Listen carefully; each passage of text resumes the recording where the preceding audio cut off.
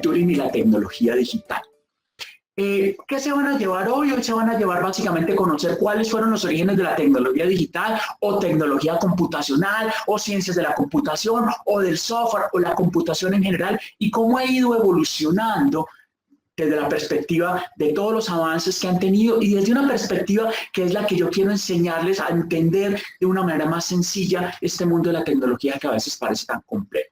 Conocer cómo hemos representado el conocimiento declarativo e imperativo en el computador, para así que el computador software pueda hacer las tareas que hacemos los seres humanos con nuestra inteligencia. Acuérdense que los seres humanos tenemos dos tipos de conocimiento en nuestra cabeza, el imperativo y el declarativo. ¿Y cómo estamos llevando eso al computador? Ese es el reto. El reto del computador es empezar a quitarnos de la cabeza una cantidad de tareas que hacemos nosotros en nuestra cabeza y entregárselas a ellos. Y entender por qué llamamos a esto digital. ¿Por qué? A todo lo relacionado con tecnología, en general a lo que estamos hoy en tecnología. Acuérdense que tecnología siempre es el estado actual en lo que estamos, en las nuevas cosas que estamos utilizando los seres humanos, que vimos la clase pasada todo el tema de la tecnología y por qué a esta tecnología en particular la llamamos digital. Hablábamos un poco de la máquina de Turing y de los chatbots, porque desde ahí hemos ido hasta hoy. Desde la máquina de Turing hasta los robots y los chatbots es que ha sido la evolución. Y un poco lo que dice esta frase es, va a llegar un momento en que no vamos a necesitar el teclado ni el mouse, porque la interacción incluso va a ser en lenguaje natural e incluso vamos a interactuar en voz o incluso con los gestos, igual como interactuamos hoy en el mundo, llamémoslo de los humanos, pero vamos a interactuar con la máquina de las mismas maneras como nosotros interactuamos con ellos. Entonces, el computador ya no va a ser de pronto lo mismo que teníamos. Y yo aspiro a ver ese mundo en donde ya no necesitemos el teclado y el mouse. Yo sueño, porque el teclado y el mouse no es lo más humanamente cognitivo bueno que tenemos los seres humanos. Entonces, volviendo a la máquina de Turing, que es un concepto abstracto, la máquina de Turing es un concepto que se inventó el señor Alan Turing, que concibió el señor Alan Turing. Si ustedes se acuerdan un poco de la historia de Alan Turing, vieron la película de Alan Turing, a los que vieron la película de Alan Turing o han conocido a Alan Turing fue la persona que inventó la máquina que rompió el código Enigma, o sea, el código con que los alemanes cifraban los mensajes para todo el tema de la Segunda Guerra Mundial. Gracias a él, en teoría, y yo creo que en la práctica también, se acabó la Segunda Guerra Mundial y a su capacidad de construir una máquina que era capaz de romper el código Enigma. Y a partir de ahí, esa fue su gran preocupación, él construyó una máquina que es la máquina de Turing. La máquina de Turing es un concepto abstracto. La máquina de Turing no existe, a pesar de que hay una imagen, pues es simplemente una réplica de lo que alguien se imaginó debía ser la máquina de Turing construida físicamente. Pero la máquina de Turing es un concepto abstracto. Es un concepto abstracto donde el señor dice, mire, si imagínensemos que nosotros pudiéramos construir una máquina que tenga una cinta infinita. En esa cinta infinita yo tengo una cabeza. Esa cabeza puede hacer varias operaciones muy básicas. Puede moverse a la derecha, moverse a la izquierda, o cuando estoy en el momento en una parte de la cinta, leer la cinta y escribir algo sobre la cinta. Esas son las operaciones básicas que hace esa máquina de Turing. Con ese abstracto, básicamente, podemos construir o construimos lo que tenemos hoy como computador. Miremos ese abstracto con solo dos símbolos. Aquí en la máquina inicial, el conjunto de símbolos que él define es cualquier conjunto de símbolos. Normalmente él pensó en las letras, porque él buscó que esta máquina lo que permitiera era construir una máquina con la cual uno pudiera interactuar como si estuviera interactuando con otro ser humano a nivel de texto. Pero imaginémonos que los símbolos son solo dos, unos y ceros. Ahorita vamos a ir sobre el tema de los símbolos unos y ceros, que es el origen del computador. Pero imaginemos eso en donde solo tenemos dos símbolos, el 0 y el 1. Y la máquina lo que hace en su cabeza lectora es exactamente lo que les describí al lado. Moverme a la derecha, moverme a la izquierda. Y cuando estoy parado en un punto, yo puedo hacer o leer, y si es 0, escribo 0, leer, y si es 0, escribo 1, leer, y si es 1, escribo 0, leer, y si es 0, escribo 1. Básicamente esas cuatro operaciones que dicen ahí sobre los datos, lo que hacen en el fondo es cambiar el dato. Cambiar el dato, lo que hay ahí, o dejarlo, o cambiarlo por otro. Y cambiarlo por otro es cambiarlo por un 0 o por un 1, porque estamos trabajando con dos símbolos nomás. La máquina con un conjunto de símbolos de dos valores, 0 y 1. Por ahora vamos a mirar eso desde esa perspectiva para después preocuparnos por qué esos dos símbolos tienen significado. Entonces él construyó un modelo abstracto matemático. Entonces dijo, la máquina de Turing es una tupla con 7 elementos. Esos 7 elementos es Q, el conjunto de elementos finitos de estado, el conjunto de finitos de distintos del espacio blanco, del conjunto de caracteres o símbolos que yo puedo escribir en esa cinta, el conjunto finito de símbolos de la cinta denominado alfabeto, el estado inicial, el símbolo blanco, él lo define blanco porque, vuelvo y repito, él originalmente lo pensó mucho para el diálogo, no para todo en general, sino más para un diálogo, el conjunto de estados finales de aceptación, ¿sí? Y las operaciones y las funciones que yo puedo ejecutar, que son las transiciones hacia la derecha o hacia la izquierda y las operaciones que puedo hacer. Con ese extracto de 7 elementos, él incluso definió lo que se conoce como la prueba o el test de Turing. El test de Turing es un examen que se le puede hacer a esta máquina si se llega a construir o si se llegaba a construir como él había diseñado, porque sí se pudo construir con el modelo o con los símbolos binarios, pero en ese momento él no la había construido, pero fue capaz de construir un test en donde digo, si esa máquina se puede construir y yo interactúo con esa máquina está bien programada, sí es capaz de pasar el test de Turing. Y el test de Turing es cómo puedo yo identificar que si estoy interactuando con una máquina o con un humano o no lo puedo hacer. Entonces, el test de Turing, él dice, mire, si yo hago y programo bien esa máquina debería poder pasar el test de Turing. ¿Por qué? Porque yo no debería ser capaz de darme cuenta que estoy interactuando con una máquina, porque la máquina es capaz de hacer lo mismo que un humano desde el punto de vista intelectual. De hecho, él arranca el artículo, en su artículo que muestra este modelo, él arranca y dice, propongo que se considere la siguiente pregunta. ¿Pueden pensar las máquinas? Por favor, el que tenga por ahí el micrófono abierto, por favor, apáguelo. Sí, sí. El que tenga el micrófono, silencielo, por favor. Listo. Entonces, a eso es lo que se llama la abstracción, hacer la capacidad de pensar, de ver un entorno, de ver un problema, de ver una situación y ser capaz de abstraerla en la cabeza y entenderla de manera abstracta. Eso es lo que nos hace humanos, porque cuando nosotros abstraemos algo en la cabeza, somos capaces de replicarlo físicamente. Ahí es donde está la diferencia del ser humano de los otros seres vivos, que nosotros somos capaces de construir abstracciones en la cabeza. Y eso es una de las habilidades más importantes en pensamiento computacional que la vamos a ver cuando empecemos a desarrollar el pensamiento computacional. ¿Okay? Entonces, volvamos a esta máquina de Turing de 2 símbolos. Acuérdense, la máquina de Turing es genérica, la máquina de Turing de 2 símbolos. ¿Por qué 2 símbolos? Porque la forma en que pudimos materializar el conjunto de símbolos ya en un dispositivo externo es ser capaz de representar solo 2 símbolos, los unos y los ceros. Y lo hicimos en su época, años 30, 40, a partir de tubos al vacío. Con la electrónica y la electricidad necesaria y los cables necesarios, podíamos representar esos símbolos de unos y ceros y cambiar el estado de unos y ceros a través de esos tubos al vacío. Tubos al vacío, básicamente, de prendido o apagado. Entonces, prendido es un 1, apagado es un 0. Entonces, vemos el primer computador de tubos al vacío. Ustedes no se alcanzan a imaginar el calor que se podía haber generado y la capacidad de procesamiento que esa máquina tenía en los años 60. Pero ahí empezamos a materializar ese conjunto de símbolos y esa operación que él se imaginó en esa cabeza, de que fuera capaz de moverse de un lado a otro y de cambiar el símbolo que había ahí. Ahí empezamos a materializar esa abstracción que teníamos en la cabeza del señor Alan Turing.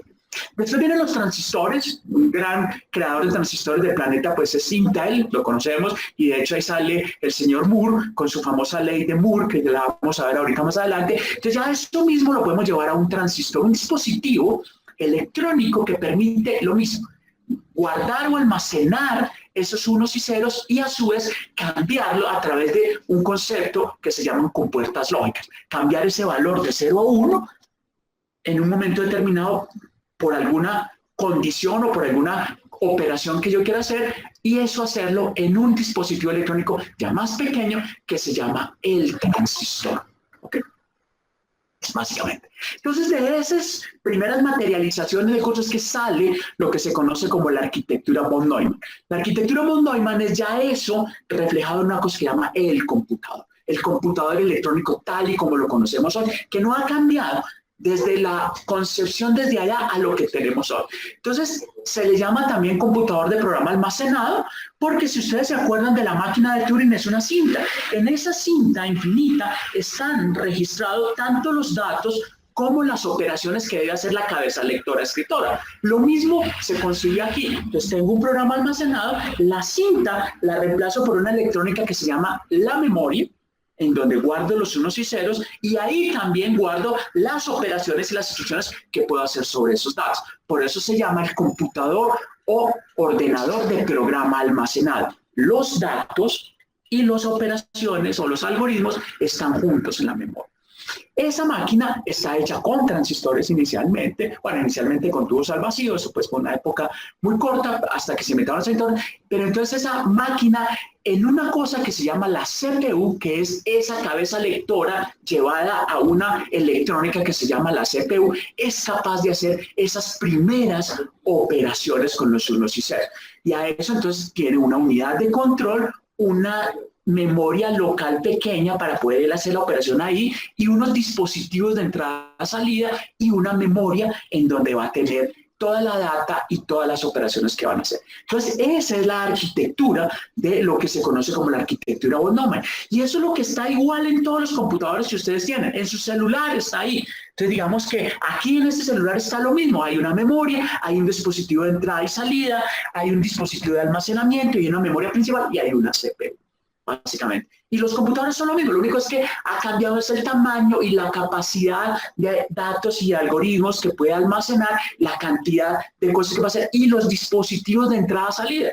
Inicialmente, yo les voy a contar, los dispositivos de entrada-salida primero que existieron para los computadores no fue el teclado, ni siquiera, ni las pantallas. Era una cosa que llamaban tarjetas perforadas, o incluso lo hacía uno a mano a punta de alambrar los unos y ceros. Y después vinieron las tarjetas perforadas. De pronto aquí hay algunos que se pueden acordar conmigo de las tarjetas perforadas, historia paca, en unas tarjeticas con huequitos era que almacenaba o le daba los datos de entrada a esa CPU para que pudiera procesar. Ya después, años después, vinieron los teclados y vinieron los monitores o las pantallas. Okay. Entonces, pues hay una evolución, pues yo trato de mostrar una evolución de los computadores desde el Mac, desde el famoso Mac, ¿sí? Que fue tan famoso con su ambiente, entorno de interacción Windows. Vuelvo y repito, antes de esto no existían las pantallas realmente es bastante nuevo, y los teclados y el mouse. Y ahí tenemos una evolución de computadores que lo podemos ver desde muchas perspectivas. ¿Por qué a esto se le llama digital? Y ahorita vamos a empezar a hablar del término digital. A esto se le llama digital y voy a colocar las definiciones de digital del diccionario. Digital se habla de cualquier cosa relativa a los dedos. ¿Y por qué a los dedos? Porque uno de los sistemas de numeración que usamos los seres humanos, no es el único, es el contar con los dedos. 1, 2, 3, 4, 5, 6, 7, 8, 9, 10. Pero se nos acabaron los dedos, miércoles. Entonces tengo que buscarme un mecanismo para seguir de ahí para adelante, porque no, hasta 10 es muy poquito. 10, pues me sirve para contar esas cosas, pero necesito pasar. Entonces se inventó un sistema de conteo a través del uso de los dedos y de eso de que llego hasta 10 y de ahí sigo para adelante, que se llama el sistema adicional de sistema de numeración decimal, que todos conocemos, que es el que usamos nosotros. Vuelvo y repito, no es el único, porque lo más interesante es que nos hemos encontrado que había ciertas culturas que tenían sistemas binarios incluso antes del sistema decimal. Muy simpático. ¿Por qué razón? Ahí dejo la duda, es que de pronto veníamos binarios desde hace mucho rato. Ahorita vamos a hablar del sistema de conteo o del sistema numérico binario. Entonces, por eso se le llama digital. ¿Y por qué a la tecnología de unos y ceros la llamamos digital? Pues porque finalmente lo primero que hicimos fue convertir el sistema numérico decimal en sistema binario, y ya lo vamos a ver.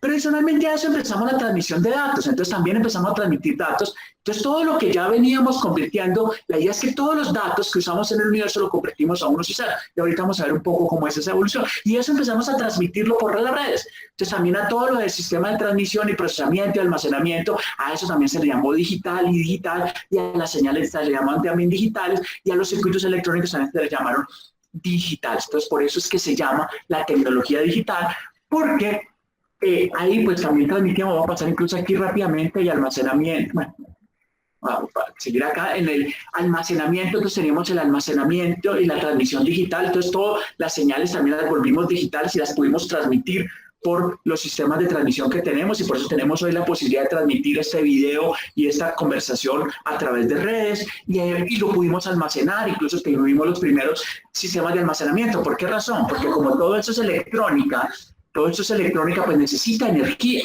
Pero ¿qué pasa si se acaba la energía? Los datos se pierden. Lo que hay en la memoria del computador, si lo que hay en esa memoria del computador se pierde.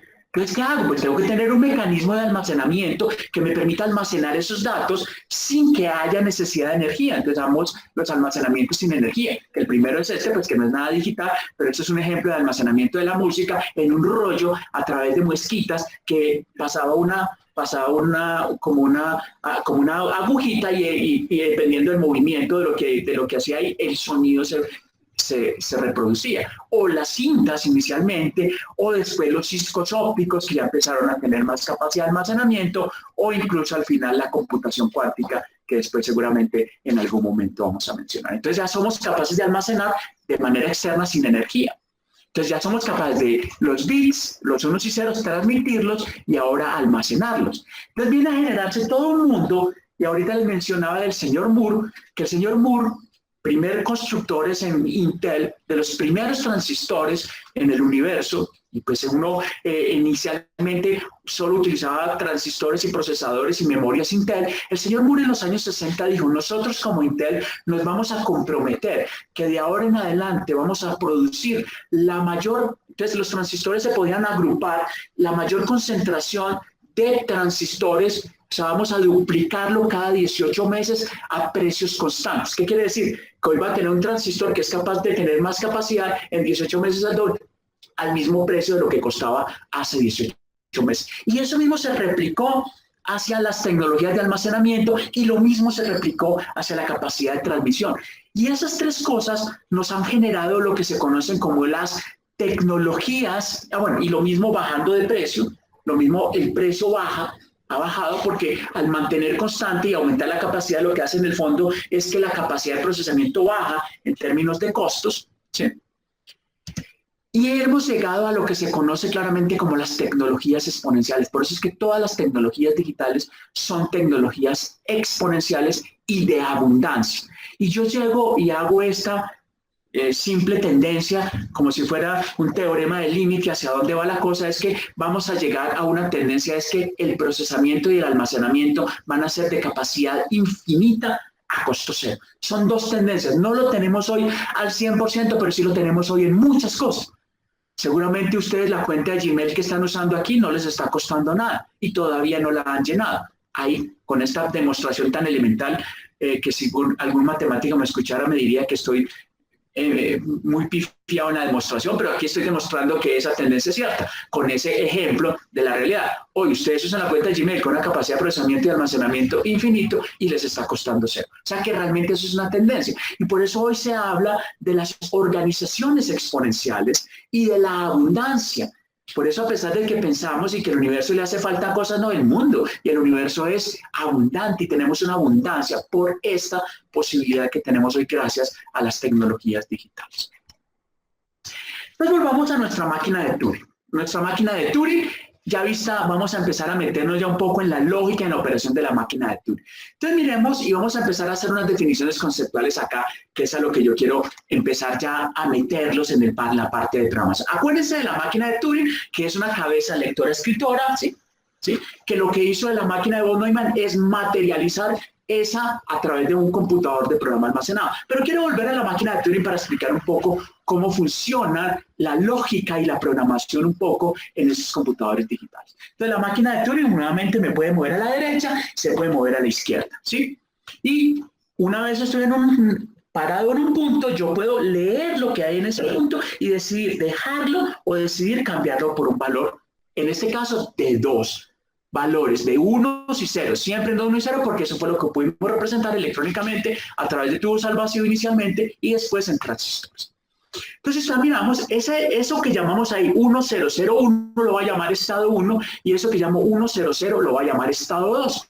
Ese es el estado de esos unos y ceros y ese es el otro estado de los unos y ceros. Y lo que necesito es pasar del estado 1 al estado 2.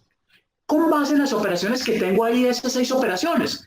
Entonces, ¿qué operaciones tengo que hacer? Bueno, y ahí están los códigos binarios de las operaciones. Mover a la derecha 000, mover a la izquierda 001, mover a la leer ceros y escribir 0010. ¿Por qué razón? Porque en esa memoria que ahora representa la cinta, yo tengo tanto las instrucciones como las datos. Pero yo quiero pasar ese dato que está en el estado 1 al dato que está en el estado 2. Las operaciones que tengo que hacer son cuáles? Estas. 0, miramos arriba que es 0, me muevo a la derecha. 0, me muevo otra vez a la derecha. Ahí yo estoy parado en el último cajoncito que estaba en 1 en el lado izquierdo. Y entonces ahora lo tengo que cambiar. Entonces la operación es la 001, ¿sí? La 100, perdón, que es, si leo un 1, le pongo un 0. Y cambio eso y ahora me devuelvo. Y me vuelvo al estado que está original. Entonces del estado 1 al estado 2 pasé ahí. ¿Qué significa eso? No sé.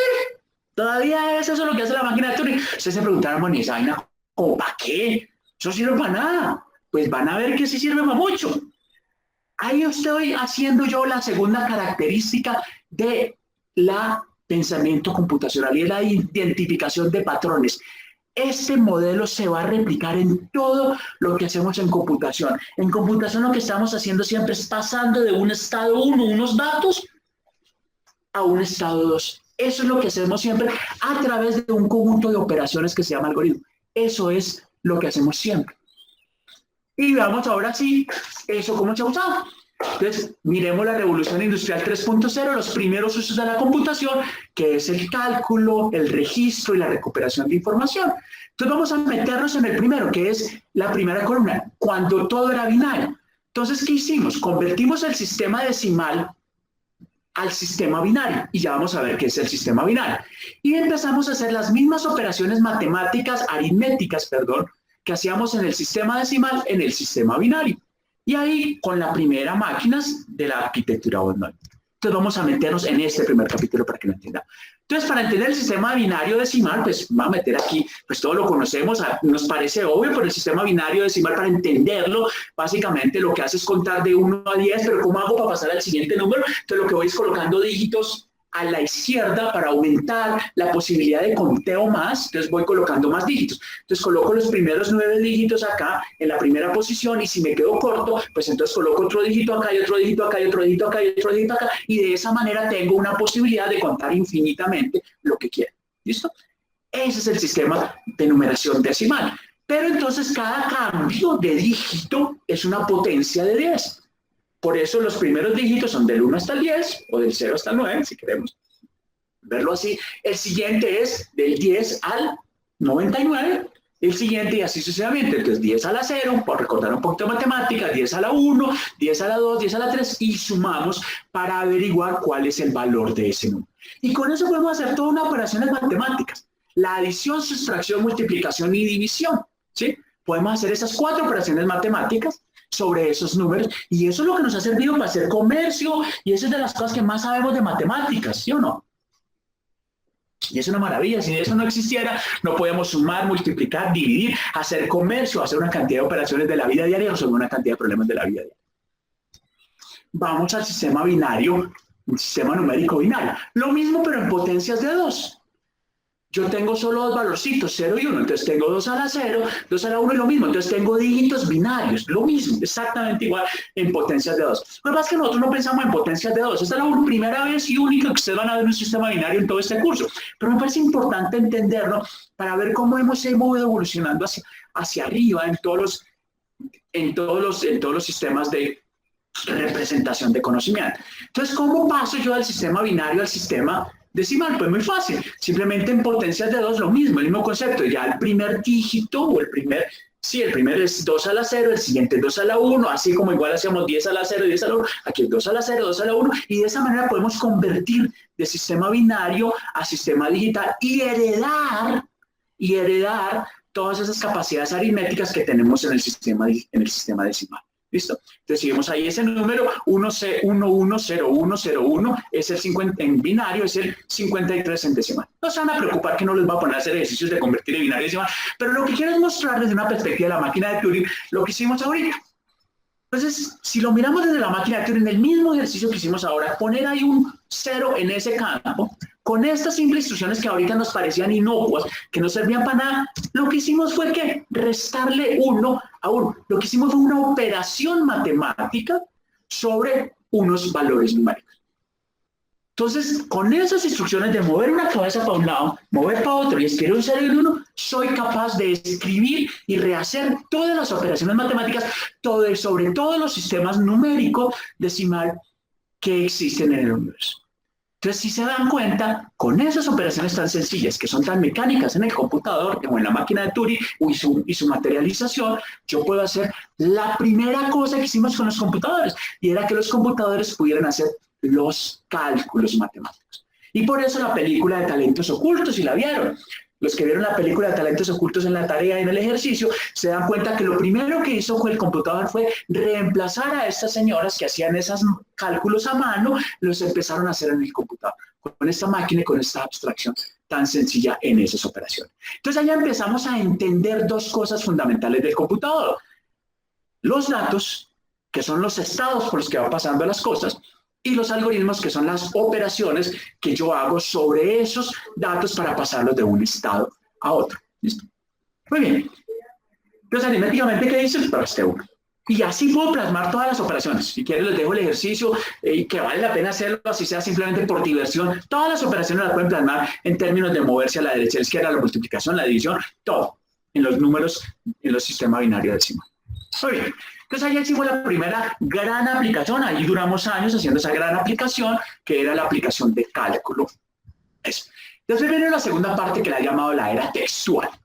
Ahí empezamos a convertir lo mismo, como ya dijimos, miércoles, ya sabemos cómo convertir los números de sistema decimal, que es el que manejamos nosotros, a sistema binario. ¿Por qué razón? Porque nuevamente las máquinas que usamos, nuestros computadores en el fondo, y me debo volver desde por acá, el computador de fondo en el fondo maneja esos unos y ceros. En el fondo todo se convierte en unos y ceros. Él en el fondo no sabe si no manejar un número cero, y en el fondo esas unidades aritméticas de control, en el fondo la tarea más básica que hacen es la misma de la máquina de Turing, moverse a la derecha y ponerle un 1, moverse a la izquierda y ponerse un 0, porque eso es lo que hacen con las compuertas lógicas esos computadores. Lo que pasa es que hacen millones de esas por segundo o por unidades de tiempo muy pequeñas, que hacen que yo ya pueda hacer estas operaciones en tiempos muy rápidos. ¿Listo? Okay. Entonces vamos a los textos. Entonces, ya sabemos cómo convertir de sistema binario, de sistema decimal a sistema binario. Ahora, ¿qué hacemos con los caracteres? Entonces ahí se inventaron la forma de codificar los caracteres. Las primeras codificaciones son las tablas ASCII, FCD. Yo estuve tratando de buscar porque yo tenía una tablita de esas empastada en contra, bien bonita, la guardada en mi billetera, porque al principio cuando programamos eso teníamos que saber la codificación de los caracteres. Entonces, ¿cómo codifico los caracteres? Todos los caracteres en códigos ASCII, códigos unos y ceros.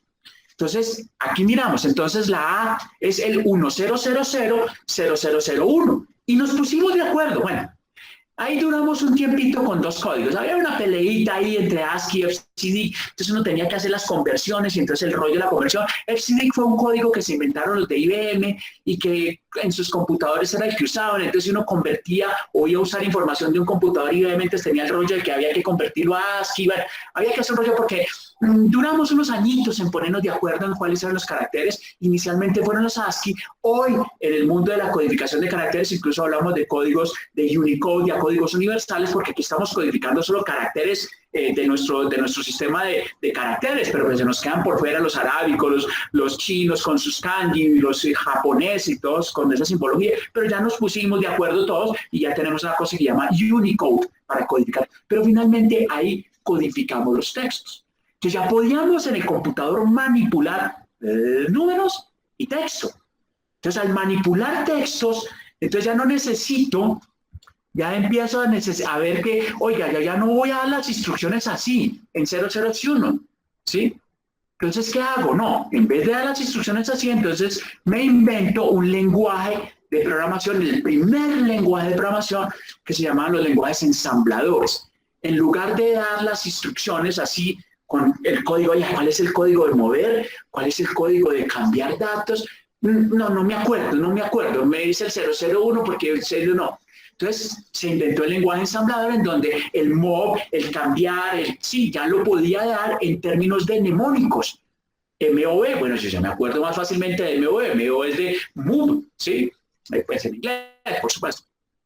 Y empiezo otro tipo de codificación para que yo no tenga todo ese chorrero 10010001, que es la codificación hexadecimal de 16 dígitos. Lo mismo, pero en vez de que cada potencia sea de unos y ceros, ahora es de 16 valores. Y eso se llamaba el sistema hexadecimal, así como tenemos el decimal de 10, el binario de 2, el hexadecimal de 10, para facilitar la cosa, porque el de 16 dígitos pues es una potencia de 2. Es 2 a la 3. ¿Ok?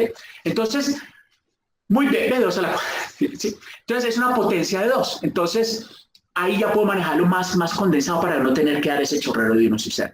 Aunque descubrimos, vuelvo y repito, que habían unas culturas por allá primitivas que incluso tenían el sistema hexadecimal. ¿Por qué razón? Yo sigo diciendo que somos binarios desde el origen. Ahorita, al final de la conclusión, espero llegarlos a esa conclusión.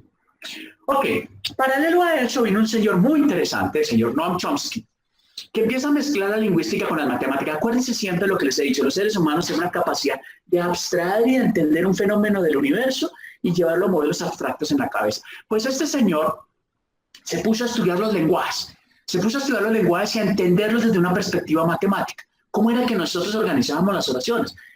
Pues todos sabemos que el lenguaje se vino construyendo evolutivamente por el intercambio de mensajes entre los seres humanos, pero se creó en teoría sin ninguna regla detrás.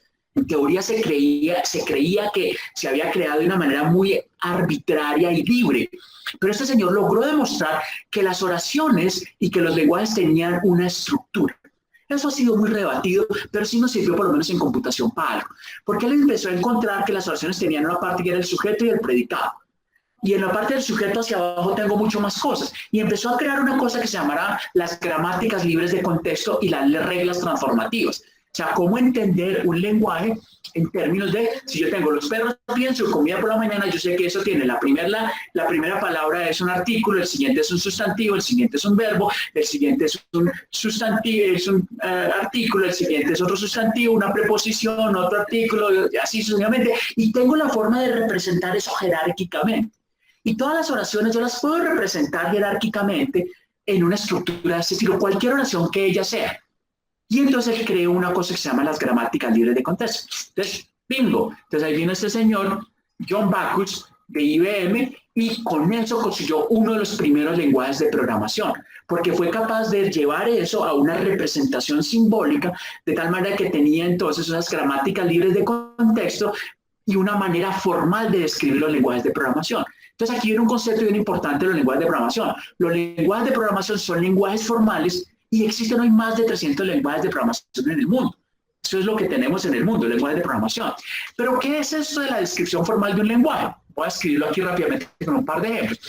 Si yo quiero escribir básicamente el nombre, dirección y el apartado social de una persona, yo digo, eso es una expresión con símbolos.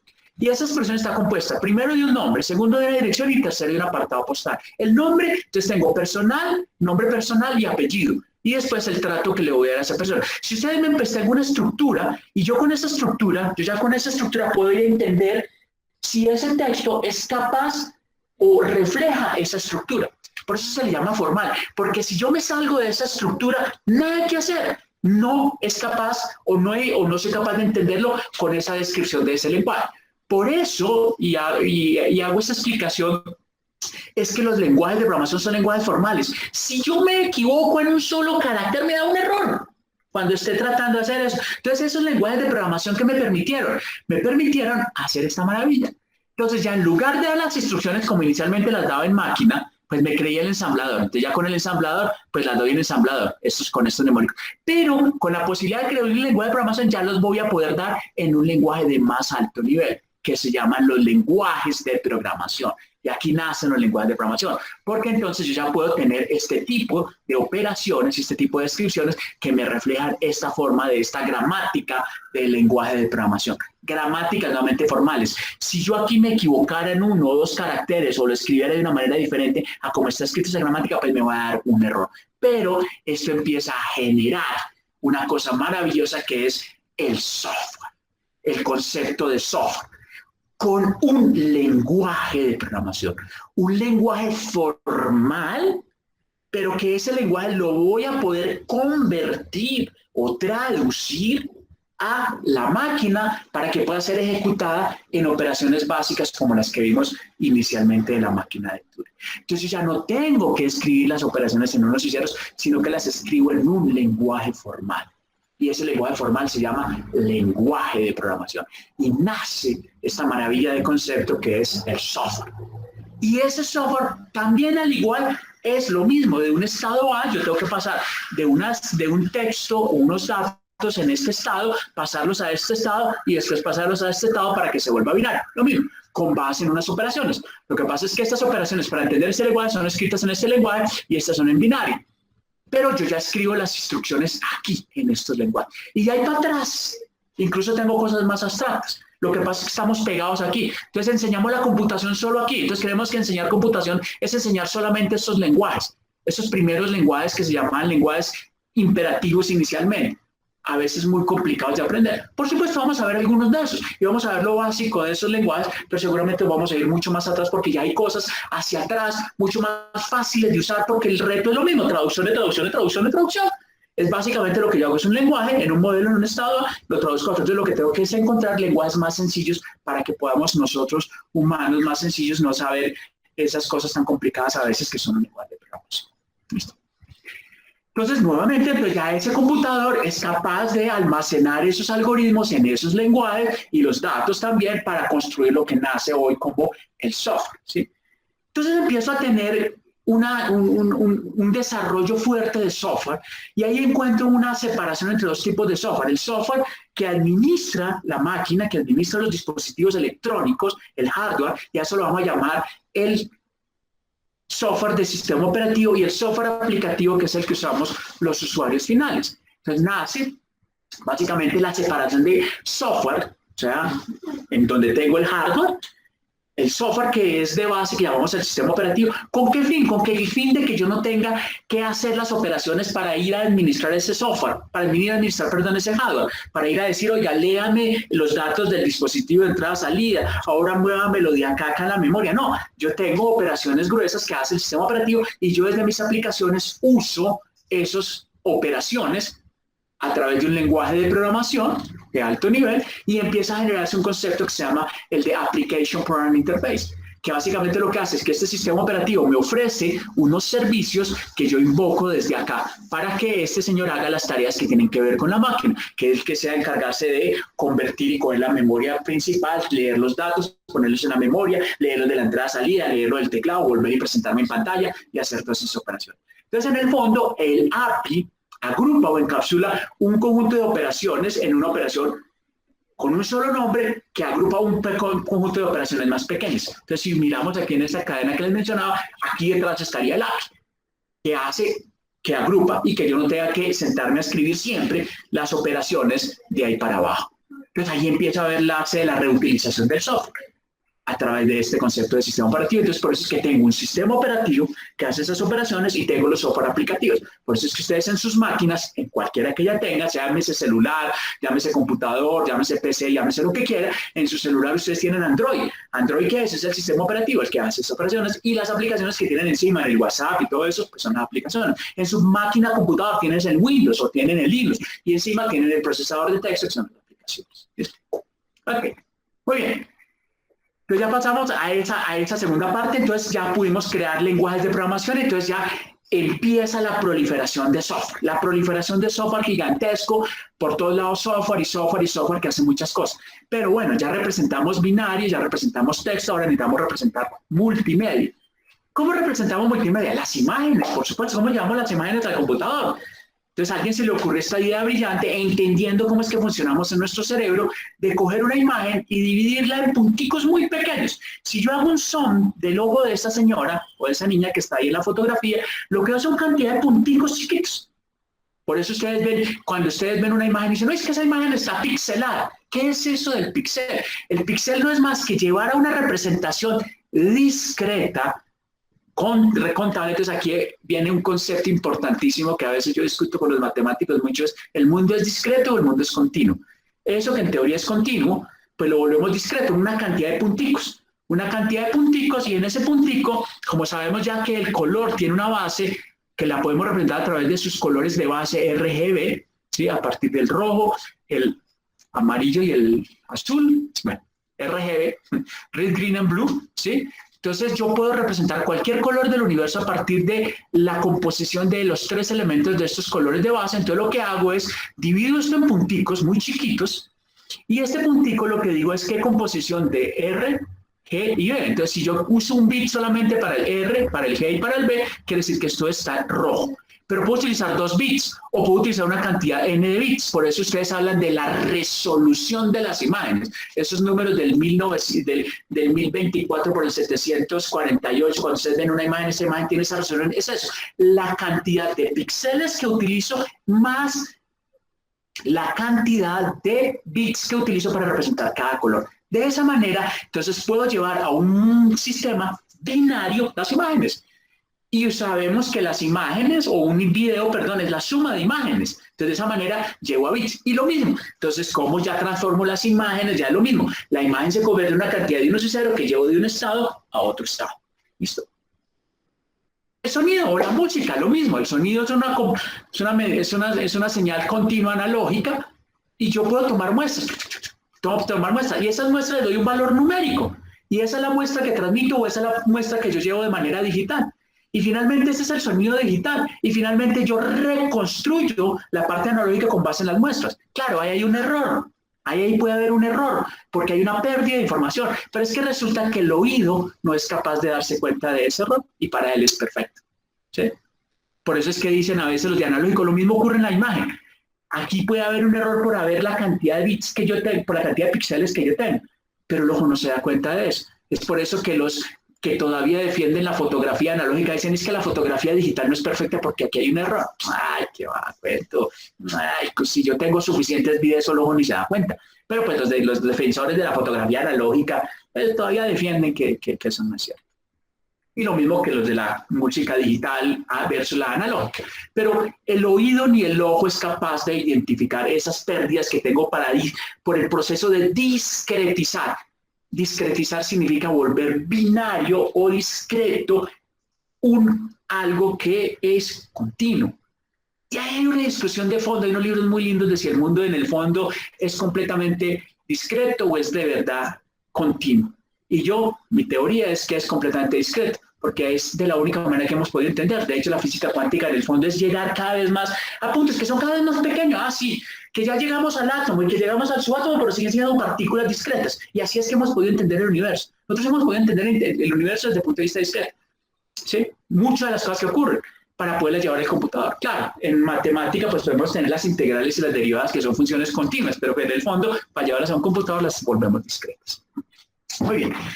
Entonces, si se dan cuenta, ya con esto y con la transmisión, yo ya tengo la segunda fase fuerte de la computación, que es la revolución industrial 3.0, que esa duró como hasta el 2000, 2010, en donde básicamente teníamos aplicaciones multimedia, hacíamos cálculo, pero usábamos principalmente comunicación, registro de datos, recuperación de información, pero no hacíamos muchas tareas muy complicadas, tareas en teoría muy mecánicas. Las de cálculo, pues importantes, y eran ya tareas intelectuales, y de hecho por esa razón, cuando yo era chiquito aprendí a multiplicar y sabía multiplicar, pero si ahora le preguntan a un muchacho del colegio, no sabe multiplicar, y además, cuando él mire y dice, cuando le pregunto a un muchacho, oiga, ¿cuál es 8 por 5? ¿Qué está preguntando? Saca la calculadora. ¿Qué ver?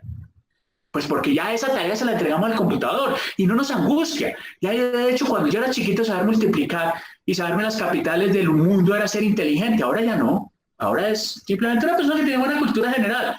Pero pues ser inteligente. ¿Por qué razón? Porque si se dan cuenta, le hemos entregado las tareas a las máquinas sin darnos cuenta. Y ya nos parece normal. Ahora estamos angustiados por lo otro que estamos haciendo ahora, que es la siguiente fase, que es la revolución 4.0. Acuérdense, tengo representación de datos desde el punto de vista del conocimiento declarativo, tengo representación de los algoritmos y tengo representación de los modelos modelos abstractos que estamos usando en cada una de estas fases. Entonces, volviendo a las explicaciones que he dado, que me pasé eso, perdón, es que yo estoy pasando en las tres filas de la cosa, de la representación de datos, la representación de cómo podemos ahí construir las formas en que damos las operaciones y las instrucciones a la máquina y qué base matemática estamos pegando ahí detrás que nos ayuda en esa parte. ¿Listo? Entonces vamos acá, que aquí es donde está en lo que estamos muy interesante, que es esta parte, que es ya la revolución, que es la era de la inteligencia artificial y el machine learning, en donde ya al computador vamos a poder llevar un conocimiento de más alto nivel, llamémoslo así. Porque es que ese cuento de que es conocimiento, un conocimiento de más alto nivel. Ya desde el computador, al calcular, ya estamos llevando conocimiento a las máquinas. Desde los simples números y las operaciones matemáticas, ya ahí estamos llevando conocimiento de la cabeza del ser humano a las máquinas. Ahora estamos en que vamos a llevar un conocimiento un poco más complejo. Y ahí empieza a mezclarse ahora sí de fondo, así de completamente la matemática, la estadística, la probabilidad, la geometría, la álgebra lineal y un modelo matemático muy sencillo que se llama el perceptrón, que son la base de un modelo que se llama las redes neuronales. Entonces ya soy capaz de representar el conocimiento declarativo, el decisional, el del conocimiento real a partir de esos modelos. Entonces tengo las arquitecturas de redes neuronales, a partir de los grafos de conocimiento y las ontologías ya puedo representar el conocimiento de la humanidad.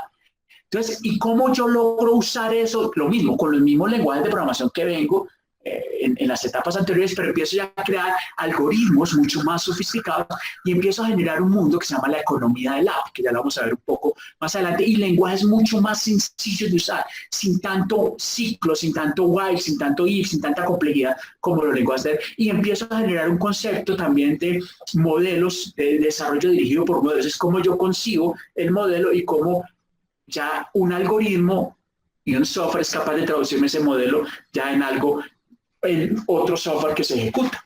¿Okay? Entonces miremoslo en términos concretos. ¿Qué es inteligencia artificial? Visión artificial. Hoy ya soy capaz de pasarle esa imagen que es un estado A, unos y ceros, a otro estado B que son otros unos y ceros. Pero ese estado A para nosotros es una foto y un software es capaz de decir esto es un gato. Visión artificial. Esto es un gato. Hasta antes de esto simplemente la almacenábamos y nosotros éramos los que éramos capaces de distinguir que esto era un gato como humano. Hoy yo ya le puedo pasar eso a una máquina a través de una red neuronal profunda y él ve la imagen y me dice esto es un gato. Y es más, le podría decir esto es un gato encima de una tabla a partir de esa red neuronal que es otro software que ya puedo usar a través de un API. Y yo le puedo pasar esta imagen que es el estado y él me dice el estado de un texto. Esto es un gato. Interesante. Vámonos más adentro. Pero adicionalmente, entonces ya sé que es un gato. Entonces se lo paso a otra red neuronal profunda y me lo traduce a otro idioma. Esto es un gato en español. Y se lo paso a otra red neuronal diferente y me dice, this is a cat. Está en inglés. Me la traduce. Una tarea que yo creía, porque yo vengo de la computación, como les contaba, desde la programación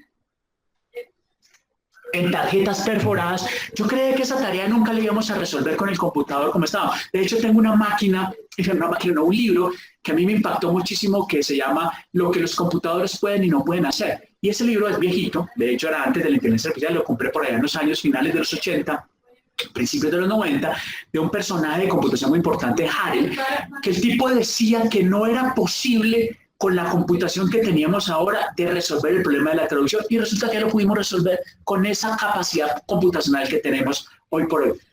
Los invito a que miren el traductor de Google. El traductor de Google lo hace en un 95-97% muy bien hecho. Nuevamente pasar de un estado A través de un algoritmo y un algoritmo que está basado en una forma de programar que se llama las redes neuronales o el machine learning. Vamos más sofisticados, los chatbots y los robots y el driverless car. No mismo, entonces estado A, usted ya no escuchó a mi Alexa. Alexa, recuérdame mañana hacer mercado. Alexa, estado A lo convierte en un estado B que son... Tengo problemas para conectarme a internet. En la app de Alexa encontrarás ayuda. Ahí me respondió Alexa, pensó que le estaba hablando a ella. A veces hace cosas que no debe ser, entonces, pero porque ella está conectada a la conexión que tenía antes que está caída. Pero bueno, volviendo entonces yo le digo a Alexa un texto. Alexa, recuérdame mañana hacer mercado. Tengo problemas para conectarme a internet. En la app de Alexa encontrarás ayuda. Ella vuelve eso Intense Entities y Diálogos, modelo en donde Intent básicamente trata de entender, oye, ¿qué es lo que intenta este señor decirme? ¿Qué datos necesito para resolver lo que él me está intentando decir? Y establezco un diálogo y me responde con gusto, Jorge Mario. ¿Listo? Y ahí tengo Alexa, que si lo volvemos un elemento físico, que además es capaz de escuchar ese audio, no la voz, no escrito, sino el audio, pues lo mismo, vuelve de estado A a estado B a un estado C. Todo en un software. Sofía, el robot de ahorita más sofisticado que en teoría tenemos. De hecho, hice un programa la semana antepasada hablando de Sofía con la buena radio de el robot más sofisticado. ¿Qué hace Sofía? Sofía lo que hace es coge la imagen, la cara del señor, Ya sabemos que podemos coger una imagen y decir esa imagen qué es, pero también podemos decir esa imagen está, ahí yo podría decir ese gato está como asustado. Eso ya también lo tenemos nosotros. Entonces, Sofía, ¿qué es lo que hace? Primero, escucha, y quien la habla, entonces se mueve hacia el lado que quien le escucha. Segundo, toma la foto de la persona de la cara y con eso sabe el gesto, si está contento, triste, aburrido. Adicionalmente, coge el texto y con esas dos cosas la mezcla en un algoritmo, estado A de la data, lo vuelve un algoritmo y le devuelve un texto, que incluso establece un diálogo con empatía, que es un poco lo que tiene sofisticado ahorita de Sofía, que Sofía mezcla la imagen de la cara de la persona para determinar cómo está el estado de ánimo de la persona y el texto lo que le está preguntando, y esas dos cosas las mezcla a través de entities y diálogos y le devuelve una conversación que parece muy, muy humana. El driverless, el carro sin conductor. ¿Qué hace un conductor sin es un software ahí, finalmente lo que hace es captura imágenes de lo que ve hacia adelante, determina con esas imágenes cuál es la distancia a la que está, qué es lo que hay al frente, si es un carro, si es otra cosa, si es una persona, y con base en eso lo mismo, un estado A, que son esas imágenes que captura, y un estado B que le dice a la máquina qué hacer, seguir derecho, acelerar, frenar, moverse a la izquierda, moverse a la derecha. ¿Sí? Aún más interesante, ¿qué ven ustedes ahí? Una impresión de un filete de carne impreso por una impresora. Esto es real, no les estoy echando cuenta, esto es real, ya hay una impresora que es capaz de imprimir un filete de carne. Realmente no es un filete de carne de vaca, realmente es un filete vegetariano. Pero los ingredientes están encima y los imprime perfectamente igual en vista al filete de carne y en sabor muy parecido a un filete de carne. De hecho, Kentucky ya tiene un piloto en una ciudad, no me acuerdo qué ciudad de Estados Unidos, para imprimir nuggets de pollo. Y ya está vendiendo nuggets de pollo impresos en un piloto. Lo mismo, un estado A de lo que es un estado, una carne, y lo vuelve en algo físico. Realidad aumentada, que hoy va a ser tan importante en esta separación. Realidad aumentada, en donde yo, si de verdad no tengo la posibilidad de irnos físicamente a la misma, yo pueda ver el espacio a través de un VisioCAX de las personas y estar interactuando como si estuviera interactuando físico. Es más, que haces que tratar de darle un abrazo, que no lo voy a poder físicamente, pero pues hago la mímica, yo escojo con mi mismo abrazo, entonces siento que estoy abrazando porque estoy viendo en la cabeza a la otra persona y siento que estoy abrazando a la persona. Y el efecto psicológico es el mismo. El cerebro poco se da cuenta a veces de esas cosas, porque realmente lo que hay internamente hay una desconexión, porque es similar a cómo funciona un computador. Entonces, viene una cosa bien interesante. ¿Será que esto de los datos es un invento nuestro o es que realmente nosotros somos datos? Y miren lo interesante, el ADN. El ADN es la misma cosa en el ser humano, en la biología. Nosotros en nuestras células tenemos una representación en datos de lo que somos. Todas nuestras celulitas, todas, tienen esta representación a través de una cosa que se llama el ADN. Y el ADN no es más que una combinación de 4 caracteres. Ahí ya no es binario, es 4, pero igual lo puedo convertir a binario para poderlo procesar en los computadores. La A, la T, la C y la G, la adenina, la timina, la citosina y la guanina. Y todo está hecho en una secuencia como esa que ustedes ven ahí, y toda está ahí en nuestras células. Y yo la puedo ir a mirar y la puedo extraer y puedo decir, esta persona va a tener esta enfermedad, esta persona va a tener este comportamiento, esta persona va a tener esta posibilidad. Y hay una cosa biológica que modifica de ese estado A a un estado B, que son las proteínas. Las proteínas son los algoritmos biológicos que tenemos en nuestro cuerpo. Las proteínas junto con el RNA, porque modifican nuestro ADN de un lado a otro. Estado A, estado B. Lo más interesante es que eso ya lo hacemos incluso mecánicamente. Ya lo hacemos nosotros a través de manipulación genética. Ya podemos hacer con el CRISPR-Cas9. Ya podemos cortar un pedazo de datos, lo mismo que la máquina de Turing. Me paro en un pedacito del ADN, miro qué hay escrito ahí y escribo otra cosa. Exactamente igual. Aquí ya, en general, el universo es computable completamente. La física computable, la biología computable, la psicología computable, la medicina computable, la sociología computable. O sea, en el fondo, y aquí les dejo esto para terminar, somos una gran matriz computable. Los que vieron esta película, los que no la vieron, véanla. Realmente no quiero llevarlos a que se asusten con lo que vieron en la película, sino más bien a que lo veamos desde una perspectiva de utilidad para el ser humano. Aquí quise ser un poco exagerado en la última diapositiva, pero es más desde una perspectiva de utilidad como herramienta que construimos, que nos permite llevar todo lo que queramos hoy por hoy del universo a ese mundo digital. Y nuevamente no con el ánimo de que nos reemplacen, ni que dejemos de ser humanos, todo lo contrario, para que sigamos siendo más humanos, para que nos dediquemos a lo que nosotros debemos dedicarnos, a abstraer para poder entender el universo, la complejidad y poderle, cuando ya yo lo haya abstraído bien, entendido bien, llevarlo a la máquina para yo sentarme a abstraer aún más cosas. ¿Por qué razón? Porque toda esta tecnología nos ha permitido resolver una cantidad de problemas que hace muchos años no se podían resolver.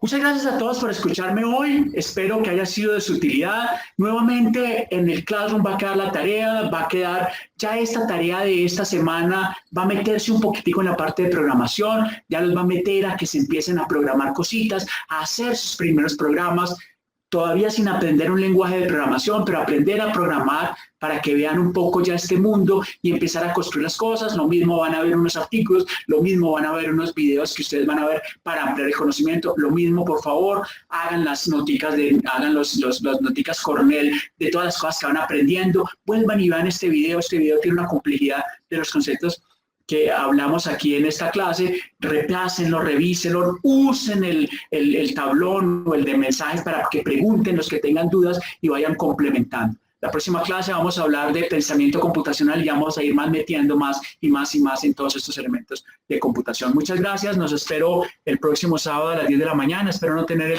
el tema de la conexión a internet. Lo mismo, vuelvo y repito, que les dije al principio de clase, la próxima clase lo mismo va a ser agendada, el correo le va a llegar de su agenda, en su agenda de ese correo en particular de Gmail debería estar esa agenda, díganle que sí para que puedan entrar en cualquier momento, porque no voy a volver a interrumpir para aceptar a los que no hagan eso, porque los que acepten pues van a poder entrar en cualquier momento sin que yo les dé aceptar, los que no pues van a tener que esperar a que acepte y yo no los voy a aceptar. Muchas gracias, espero haberles dejado muchas inquietudes, haberles aclarado muchas cosas y nos vemos el próximo sábado. Un abrazo para todos, feliz fin de semana.